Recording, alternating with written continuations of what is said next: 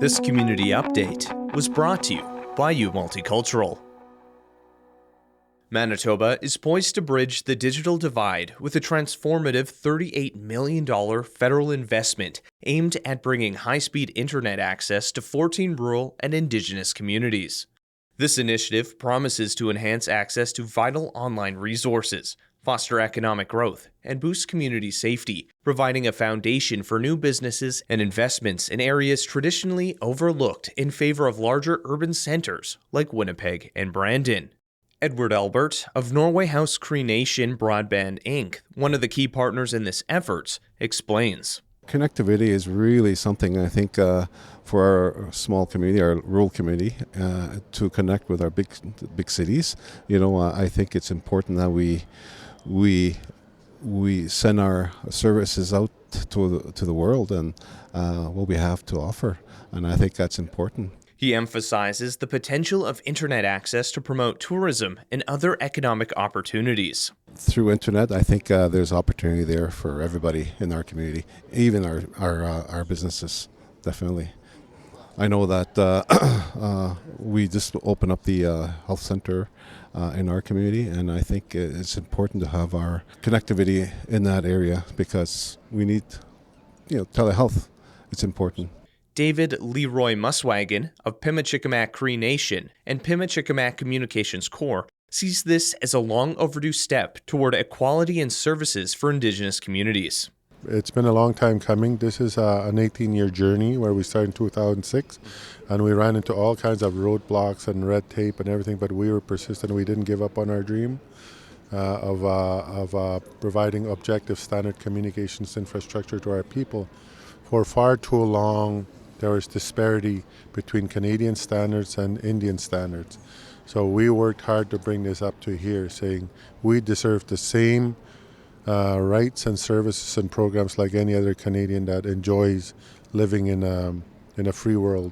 His organization, based in Cross Lake, has built its own infrastructure from the ground up, equipping them with the knowledge to differentiate themselves from larger providers. Our goal is to eventually start off small, baby steps, and we're going to learn as we roll out, right? There's things that are going to work, there's things that are not going to work.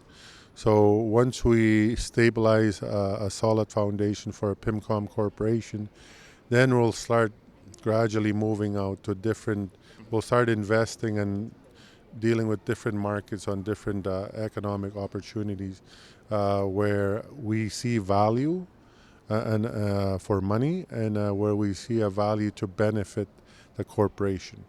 And our long-term goal is to become a big player 20 years from now, where before I get too old and die, I want to see at least 100 of my young people working and taking ownership of their corporation and running it themselves. The Honourable Dan Vandal, Minister of Northern Affairs, announced the initiative in Winnipeg, emphasizing that internet is no longer a luxury.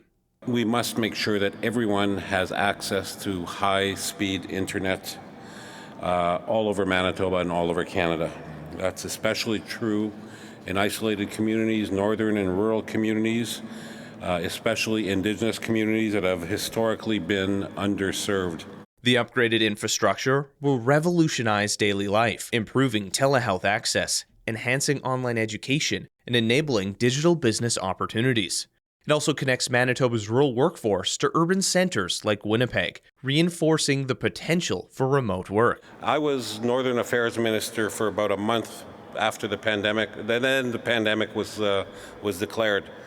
And within a few weeks after that, I would have early morning meetings in Yukon,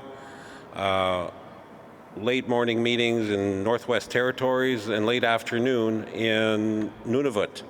All virtually, all Zoom or WebEx or some platform, and we were able to communicate and to work.